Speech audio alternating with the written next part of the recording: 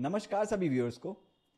अगर मैं online platform पर गुड्स को सेल कर रहा हूं तो ऑनलाइन प्लेटफॉर्म कुछ ना कुछ कमीशन कोई भी फीस चार्ज करता ही करता है, जिसको वो कह देते हैं रेफरल फीस। अब ये वेरी करती है कि प्रोडक्ट कौन सा है, हो सकता है बुक्स हो, इलेक्ट्रॉनिक आइटम्स हो, सबके अलग अलग कमीशन के रेट हैं। ये जो कमीशन होता है इस पे ये ऑनलाइन प्लेटफॉर्म, अगर मैं अमेजोन की बात करूं तो वो 18% जीएसटी भी लगाता है। ये जो 18% जीएसटी होता है वो सेलर के लिए एक इनपुट की तरह होता है, जीएसटी इनपुट, क्योंकि जब वो प्रोडक्ट बेच रहा है तो जीएसटी लगाएगा, उसको जीएसटी आउटपुट कह देते हैं।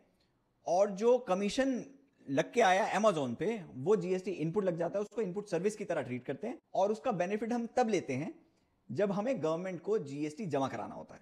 मैं आपको एक कॉन्सेप्ट बताने जा रहा हूं जीएसटी के इन्वर्टेड ड्यूटी स्ट्रक्चर के बारे में। वो सेक्शन 54 का है, जिसको रूल 89 सब रूल 5 के साथ पढ़ा जाता है। वो ये कहता है कि अगर आपने कोई परचेज करी है, उसका जीएसटी रेट ज्यादा है और जो आप प्रोडक्ट बेच रहे हैं उसका जीएसटी रेट कम है, तो गवर्नमेंट आपको डिफरेंशियल का रिफंड ले सकते हैं।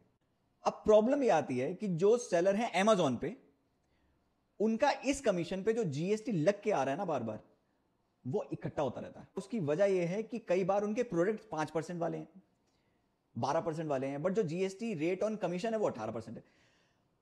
तो इन सभी केसेस में उनका एक्यूमुलेट होता रहा। अब जब वो रिफंड मांगने जाते हैं सरकार से तो गवर्नमेंट मना कर देती है। वो इस वजह से क्योंकि जो 89 रूल है उसका सब रूल 5 ये कहता है कि सिर्फ इनपुट्स का ही रिफंड मिलेगा, और ये जो कमीशन है वो कमीशन इनपुट सर्विस है।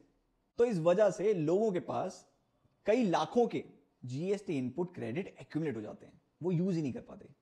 अब वो हमारे पास आते हैं पूछने के लिए कि हमें इसका रिफंड चाहिए, बट हमें उनको बड़े दिल पे हाथ रख के बोलना पड़ता है कि आपको ये रिफंड नहीं मिलेगा।